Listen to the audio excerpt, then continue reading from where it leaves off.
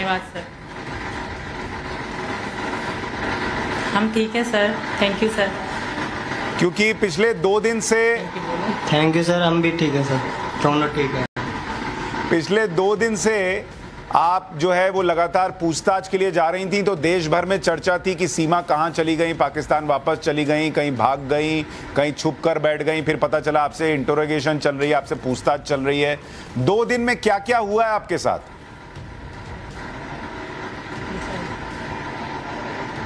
Sir अब क्या बताऊं, बहुत कुछ वक्त तो बहुत सारी बता सकते हैं जिन्होंने करी थी पूछताछ।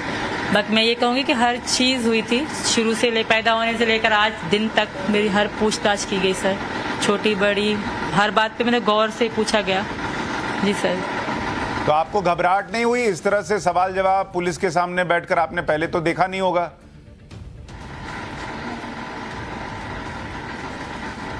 बिल्कुल घबराहट हुई सर, इतने लोगों में अकेले बैठना, घबराहट हुई थी। पर सर सच तो सच होता है ना, सच वो चीज़ है। अगर मैं इतना सब झूठ बोलूँ मेरी टांगें कांपने लगती हैं सर, इतना सब झूठ बोल टांगें कांपती हैं बिल्कुल। पर मैं सच बोलती थी, मुझे विश्वास था कि भाई सच तो सच होता है। अब भी मैं विश्वास के साथ लोग कहते हैं इतना मतलब तुम ऐसे कैसे बोल लेती, क्योंकि सच ही बोलती हूँ सर। और मुझे यकीन है सच की जीत होती है, जहाँ तक मुझे पता है। इंसान कितना भी कोशिश कर लेना, ऊपर जो भगवान बैठे हैं वो देखते हैं और सच का साथ वही देते हैं। थोड़ा हमारे दर्शकों के लिए भी बताइए, आपसे क्या क्या पूछा गया वहां पर?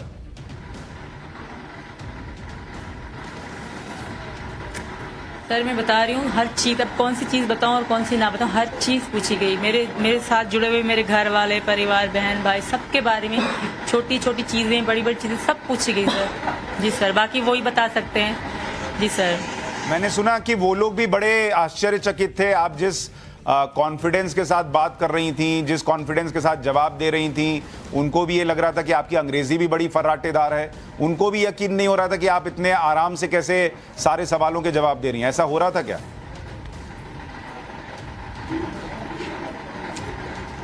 सर पहली बात तो अंग्रेजी में कोई सवाल किया नहीं गया, हिंदी में ही पूछ रहे थे और हिंदी उर्दू में ज़्यादा फ़र्क नहीं है, तो मैं जवाब दे रही थी। पर इसका मतलब कॉन्फिडेंस तो डर भी था, क्यों झूठ बोलूं, पर सच में ताकत होती है सर, इतना मुझे यकीन था सर। अच्छा एक बात और बताइए, सचिन बैठिए, थोड़ा कहाँ जा रहे हैं, इनको बैठाइए। आप बैठने बोलेंगी तो बैठ जाएंगे, थोड़ा सा बैठने बोलिए। मैं ये कह रहा हूँ, मुझे ये बताइए कि अभी 2 दिन पहले या कुछ दिन पहले तक आप सीमा भाभी थी, अचानक से आप सीमा भाभी से जासूस में कन्वर्ट हो गई हैं। तो ये जो सफर रहा है भाभी से जासूस तक का, ये उस दौरान आपके अंदर क्या चला है? आपको कभी ऐसा लगा कि अरे इतना प्यार मिल रहा था, अब सीधा मैं जासूस हो गई? अंदर से आपको दुख होता था सुनकर कि आपको जासूस बताया जा रहा है? सर दुख कैसे नहीं होगा जब आपका इरादा ही ऐसा ना हो। सुन के ये कह के कि विश्वास सच होता है, ये कह के कि मैं थक गई थी। पर अब भी आगे जो होगा सर, जो कानून कहेगा मैं वैसे ही करूंगी। बाकी ऐसी कोई बात नहीं, मेरा मकसद प्यार था, सिर्फ प्यार था सर। धन्यवाद। अब कहा जा रहा है आपको पाकिस्तान वापस जाना पड़ सकता है। हो गई सर, हो गई।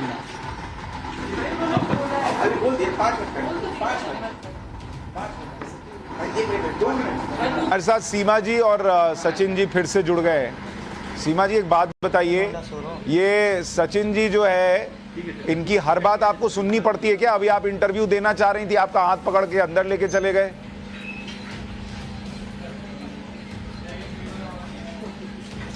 सर इनकी भी मजबूरी है, क्या करें। यहाँ भी आप देखिए उनको बचा ही रही है। अब क्या कहें, बस इनकी मजबूरी है। हाँ सर मुझे पता है, तभी तो कह रही हूँ। अच्छा सचिन जी ये बताइए, इंसान के हाथ में नहीं होती। सचिन जी ये बताइए कि अभी जो सीमा भाभी थी वो अचानक से अब सबकी नज़र में जासूस हो गई, कई लोग सवाल पूछ रहे हैं, आपके आस पड़ोस में क्या माहौल है? आप कितने प्रेशर में हैं? कहा जा रहा है सीमा को वापस जाना पड़ेगा।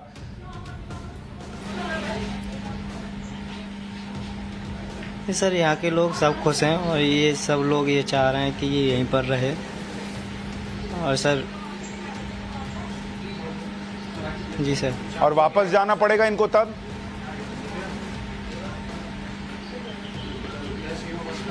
सर वो तो बाद में देखी जाएगी, आज देखेंगे बाद में। अगर जाना भी पड़ेगा तो हम खैर कानून के खिलाफ नहीं जा सकते, उसके बाद जो होगा सो होगा ही सर।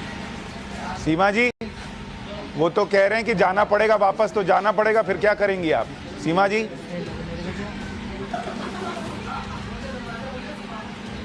आप इनके कहने का मतलब नहीं समझे सर। अगर जाना पड़ेगा तो फिर क्या होगा, इसका आप मतलब समझे नहीं सर। आप अगर हम समझाइए। अलग भी होंगे ना, तो हम ऐसे अलग होंगे कि कभी अलग ना हो। जी सर, ये हम दोनों ने कसम खा रखी है, अगर हमें कानून अलग कर देगा तो हमारी जिंदगी का दिन आखिरी होगा। ये मेरी भी इनसे कसम है, इनकी मेरे से कसम है सर। इस जन्म ना सही अगले जन्म मिलेंगे, पर मैं इनके नाम से ही मरूंगी सर। सचिन मेरे पति हैं, ये दुनिया जानती है, और एक दिन मानेगी भी सही। तो जैसे कि मैं यहाँ हूँ, अब यहाँ से तो मेरी लाश ही जाएगी, इतना तो मुझे भी यकीन है खुद पे कि सचिन के बगैर तो मैं एक पल फोन पे, जब फोन पे दोस्त थे तब इनके बगैर मैं, जब ब्लॉक करते थे तब मैं ना रह पाती थी। अब तो मेरे पास ऐसा कोई, तब तो उम्मीद थी कि हाँ एक दिन हम मिलेंगे। अब तो सारी उम्मीदें ही खत्म हो जाएंगी सर, तो क्या करेंगे जी के। और इतनी दुखों के बाद, इतनी मुश्किलों के बाद भी आखिर में यही मिलेगा कि मुझे वापस जाना पड़ेगा। और वहाँ भी तो मौत ही तो रखी है, वहाँ कौन से मेरी जिंदगी फूलों के हार पड़े कि आ जाए सीमा, हम इसको स्वागत करेंगे। वहाँ भी तो जिल्लत की जिंदगी और जिल्लत की मौत है। पर ये तो आप कह रही हैं सीमा जी कि आप जान दे देंगी, सचिन जी तो नहीं कह रहे हैं। सचिन जी, आप भी जान दे देंगे अगर अलग हो? मैं आपसे पूछ रहा था कि सीमा जी तो कह रही हैं कि वो जान देने को तैयार हैं, अगर आपसे अलग होना पड़ा वो उनकी ज़िंदगी का आखिरी दिन होगा। आप कह रहे हैं कि जो होगा, वो देखा जाएगा। सर मेरा भी कहने का, सर हाँ, तो सर मेरे कहने का भी मतलब यही था कि अगर हम दोनों बिछड़ते हैं या वो ये वहाँ जाती है, तो सर ना तो ये जिंदा रहेगी ना मैं रहूँगा सर। अच्छा सीमा जी, लेकिन आपके 4 बच्चे भी तो हैं, उनका क्या होगा फिर? अगर मैं वहाँ जाऊंगी, वहाँ जब मुझे जिल्लत की मौत देंगे, तब उनका क्या होगा सर? तब उनका क्या होगा सर? पर तब तो वहाँ हर कोई इनको और गलत बोलेगा, मेरी बेटियों को, मेरे बेटे को, उनका तब क्या होगा? पर सीमा जी, हमने पाकिस्तान से कुछ रिएक्शंस आए, फिर वो शायद सुने, यहाँ के लोगों को वो यकीन कह हो रहे हैं कि जाएगा। वो आपके बच्चों को अपनाने को तैयार है, वापस बुलाने को तैयार है। उनको दिक्कत आपसे है सर। कोई कुछ नहीं करेगा सर, गैरत की बात पे सब कुछ शुरू हो जाए। कोई कानून भी वहाँ नहीं चलता, कोई कानून बलोच कौम में कोई कानून नहीं चलता, वहाँ के सरदारों का चलता है, और सरदार गैरत की बात ही का चलती है वहाँ पे सर। जब मैं रह के आई हूँ, मुझे पता है, तो क्या मैं झूठ कहूँगी सर? भले पता किया जाए, जेकमाबाद के गांव, इन यहाँ जो गांव है जहाँ से हम रहते हैं, उनका पता किया जाए सर, फिर कोई फैसला लिया जाए, क्योंकि वहाँ पे यही सिस्टम चलता है कारोकारी का। और मुझे नहीं लगता कि मेरा कोई वहाँ जीवन होगा, और वहाँ के पाकिस्तान गवर्नमेंट कुछ भी नहीं कर सकती, क्योंकि वहाँ गैरत की बात पे सर कोई कुछ नहीं बोलता। और इस वक्त गैरत की बात है, अना की बात चल रही है वहाँ पे। मेरे लिए तो दोनों ही, मतलब अगर यहाँ हूँ, सीमा जी मुझे ये बताइए, यहाँ तो भी जेल में जिंदा तो रहेंगे, वहाँ तो पता नहीं क्या हो जाएगा सर। सीमा जी मुझे ये बताइए, आपको कभी कभी रोना नहीं आता? आप जिस परिस्थिति में फंस गई हैं, यहाँ आपको जासूस कहा जा रहा है, वहाँ आपको गद्दार कहा जा रहा है। सिर्फ रोना, हमें रात को नींद नहीं आती, मुझे, मेरे पति को। जब मैं अपने बच्चों की तरफ देखती हूँ ना, तो वो मुझे पता है सर, मैं माँ भी तो हूँ। मैं यहाँ सही होके बैठती हूँ, क्योंकि शायद लोग ऐसा ना समझे सीमा पाकिस्तान जाने के लिए रो रही है। मैं इसलिए नहीं रोती सर, बाकी जो हम पे बीतती है उसको सिर्फ हमें ही पता है सर। जिस तरह मैं कभी उधर भागती हूँ, ये हमारी जिंदगी नहीं है सर। लेकिन अब आपका क्या होगा? मान लीजिए आपको सरकार ने जेल में डाल दिया, क्योंकि अगर नियम के तहत आपको यहाँ नागरिकता नहीं मिल पाई, और जेल में डाल दिया, तब